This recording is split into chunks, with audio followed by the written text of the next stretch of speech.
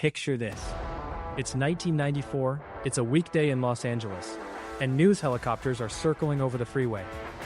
Down below, traffic isn't just heavy, it's stopped. The story goes that the jam stretched something like 8 miles, cars baking in the California sun, an entire stretch of the LA freeway system brought to a standstill. And you'd assume there'd been some disaster, a pileup, a fire, something. There wasn't. All of those people, all of that gridlock, was because 6 actors from a kids' TV show were making an appearance at Universal Studios. And here's the part that still breaks my brain. This whole thing, this city-stopping event, reportedly started life as a 15-minute talk about not doing drugs. That's not an exaggeration for a thumbnail. As the cast themselves have told it, the plan was tiny. A short, wholesome, 15-minute appearance tied to D.A.R.E. You remember D.A.R.E., the Hey Kids Don't Do Drugs program that was in every school in America. That was the whole idea. Show up, say a few words, go home. And instead, it turned into one of the most insane displays of pure fame this franchise has ever seen. So today, I want to walk you through the day the Power Rangers accidentally shut down Los Angeles. Because once you know how it actually escalated, you understand exactly how big this show got at its peak.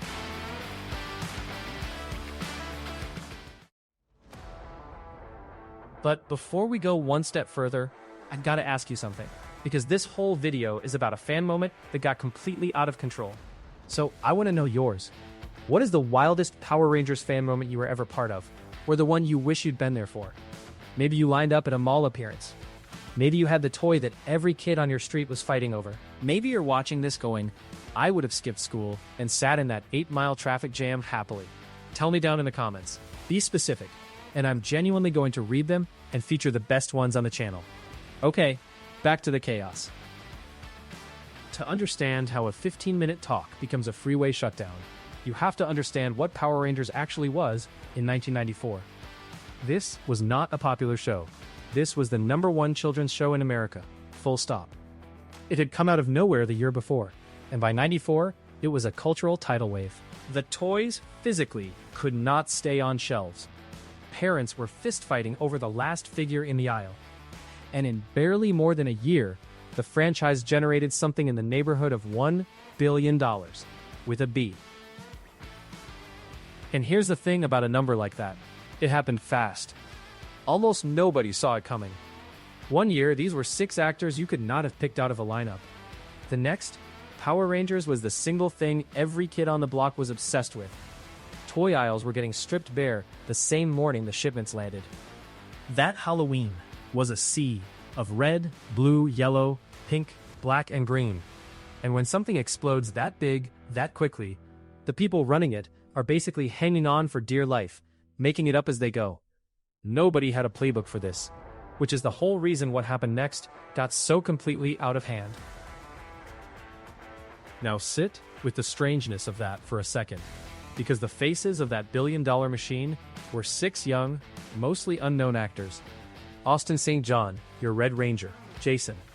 Amy Jo Johnson, the Pink Ranger, Kimberly. David Yost as Billy, the Blue. Walter Jones as Zach, the Black Ranger. Thuy Trang as Trini, the Yellow. And Jason David Frank, the one everybody screamed for, Tommy, the Green and then White Ranger. 6 people who, a year and a half earlier, were nobodies. And now they were, functionally, the biggest thing in America to anyone under the age of 12. They were being treated like rock stars, like royalty. And most of them were basically kids themselves, who did not see any of this coming. So that's the powder keg. Now here's the match. Somebody has the perfectly reasonable idea to bring the cast out for a public appearance at Universal Studios Hollywood, tied into that D.A.R.E. anti-drug message. On paper, it's nothing. A short talk, a wave to the crowd, a nice, safe, corporate-friendly good deed. The way the cast remembers it, we're talking about a 15-minute thing. And then the fans found out. Because here's what nobody planned for. When you are the #1 obsession of every kid in the country, there is no such thing as a small appearance. Word got out that the actual Rangers, the real ones, in person, were going to be at Universal. And that is a completely different animal from a toy or a lunchbox. This was your heroes, in the flesh. And the demand was so far beyond anything they braced for, that the whole plan just detonated. The single theater they booked wasn't going to cut it. So the story goes that they had to move it up to the Universal Amphitheatre, and one show became, depending on who's telling it, 5 or 6 shows. 5 or 6, because a single appearance couldn't hold the crowd that was coming. And what a crowd! By most accounts, we're talking about somewhere around 35,000 people descending on Universal Studios to see them. 35,000, for a 15-minute anti-drug talk that had ballooned into a full-blown event. Now, I want to be honest with you, because that's how we do it on this channel. That 35,000 number, and the 8-mile figure I mentioned up top, those get repeated everywhere, but they trace back to a small handful of tellings. So treat them as the reported version, not gospel. But here's what is not in dispute, because it's on camera. The crowd was so massive that it overwhelmed the roads. Traffic backed up onto the freeway, and this is the detail that gets me every single time. When the team at Sci-Fi put together a retrospective mini-doc on the show, they actually went digging and found news footage from the day. Real news coverage of the freeway shutdown caused by Power Rangers fans. As the folks at Sci-Fi put it, the appearance brought Los Angeles to a standstill. And, quote, that is not a euphemism. There is archival news video of LA traffic being broken by a children's TV cast. That happened. That's real. And I think the reason this story is so perfect is that math. Look at the escalation. It starts as 15 minutes. It becomes 5 or 6 shows.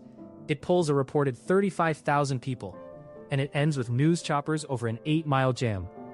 Every single step of that, the appearance got bigger than anyone holding the clipboard could control. That is what mania actually looks like. Not a number on a spreadsheet. A city that literally cannot move. And remember who's standing in the middle of that. Not seasoned celebrities who'd been famous for a decade. A handful of young actors who a year earlier were auditioning for anything they could get. Now looking out at a crowd so big, it had its own weather system of news choppers. Whatever they pictured when somebody said, hey, come do a short thing for D.A.R.E. at Universal. It was not this. Nobody could have pictured this. Now, here's where I want to bring in the people who are actually standing in the middle of it, because their reactions tell you everything. Jason Narvy. You know him as Skull, one half of Bulk and Skull, the goofiest duo in the whole show, has talked about this directly. And honestly, his quote is the thesis of this entire video. Here's how he's put it, near enough word for word.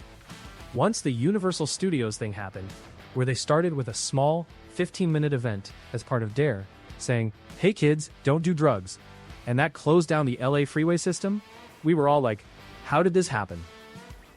How did this happen? That's it. That's the whole feeling. Even the people it was happening to had no framework for it. They weren't rock stars who'd clawed their way up over 10 years and understood the machine. They were young actors on a Saturday morning show who one day watched a 15-minute favor to an anti-drug program close a freeway. And all they could do was look at each other and go, what is going on? And it wasn't just Narvy. Austin St. John, the Red Ranger himself, still talks about it. He put a clip up on his own official TikTok years later, and he flat out called it, in his words, that time Power Rangers appeared at Universal Studios, 1994 epicness. 30 years on, and the leader of the team is still posting about it like, yeah, that really was us. That really happened. And here's a related story I love. And to be clear, this one is from a different publicity trip, not the Universal Day itself. And I'll give you my honest caveat, because it's come to us a little secondhand, so hold it loosely. Austin has told it that on some of these trips, the fame got so big and the cast was so overworked that the people getting off the plane in front of screaming crowds weren't even the real Rangers. They were doubles, because the actual actors were stuck on set filming. Just think about that image for a second. A mania was so enormous that it needed body doubles to keep feeding it, while the real people were somewhere across town, in costume, exhausted, working. The legend of the Power Rangers had gotten physically bigger than the 6 humans who played them. Which brings me to the part of this story I have to at least touch, because it's the shadow standing right behind all that sunshine. While the world was losing its mind over these 6 kids, while they were shutting down freeways and being mobbed like the Beatles, they were not being paid like it. Walter Jones, our Black Ranger, has said the cast was making somewhere around $1,200 an episode, and that it actually started out around half of that. $1,200 an episode for the faces of a franchise pulling $1 billion in year one. And Narvy has this other line that just guts me. He said that once the season ended and the paychecks stopped, they were right back to doing dinner theater for $20 a performance. $20. From shutting down Los Angeles to $20 a night. And that gap is exactly why, that very same year, it all cracked. In 1994, Austin St. John, Walter Jones, and Thuy Trang walked away from the show over a pay dispute.